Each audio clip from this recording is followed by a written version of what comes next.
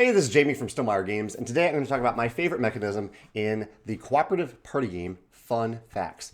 This is a game that I thought might be a great way for my mom to get to know my girlfriend's family because my mom was visiting over Christmas, as was my girlfriend's family. And so we played, I bought this game, plays up to 8 players, we had 7 people, and we had a great evening playing this game. It's in the same vein as So Clover and Just One, where they're party games where the spotlight really isn't on one particular player at any given time, which I think feels great as an introvert where I don't really want the spotlight on me, but I do love games that have me interacting with other people. Fun Facts does that really, really well, and it really helped us get to know each other better.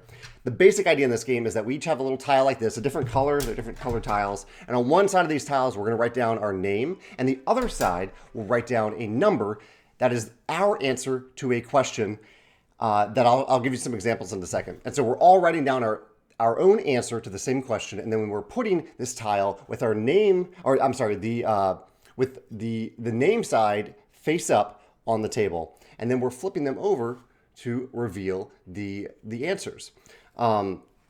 And the game part of it is getting this order right. And so if I wrote down, say, the number 10 on this to a question, I'll give you some examples in a second, and I think my number is higher than some other people, that's where I'd put it in this row of tiles, or I'd put it way down at the bottom if I think it's the lowest. And we played in a true cooperative sense where, without really knowing what the numbers are, we could rearrange these a little bit before we did the final reveal to see if we were right about numbering in ascending order. So that's how you play the game. My favorite mechanism in the game, so as you can see, this is a very simple game. It's asking questions and people determining what their answer is and trying to get it in the right order. Very simple. But I think the crux of these very simple games are the clues, the questions, the words that are selected for the game itself. And in this case, it's the questions that are asked. And I think the questions are really, really well done. There's two different types of questions in the game. One is, so here's one. One is kind of a share something about yourself and people can get to know you better in terms of like the facts of your life. Here's one. In general, how long do you take to shower? So that's one type of question in here. I'll give you a few other examples like that. Let's see. Here's one. What's the maximum amount you would pay when ordering at a high-class restaurant? And so you're writing down a number and trying to figure out where you fit in. Here's one more. How many keys are on your keychain? So all of these are like getting to know you style questions about the facts of your life.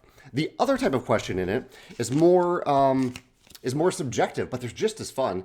And they're always from 0 to, or most of them are from 0 to 100. So this one says, how scared are you of the dark? And so again, it's getting to know you. It's kind of revealing something about yourself to everyone at the table and trying to see how well you know other people at the table and learning about them. How scared are they of the dark? How comfortable are you with elderly people? Interesting question there. And I like this one. How well dressed do you think you are today on a scale from 0 to 100? These are great questions. And I can tell the designer spent a lot of time putting these questions together. And that's the crux of the game. I mean, the idea that the whole game would fall apart if those questions weren't good, if they weren't interesting, and really if they weren't good on a repeated basis. There are a lot of questions in here, but I can easily imagine if we played Fun Facts more than once that we would run into some of the same questions, but I think they would still be fun on repeat replays with various people.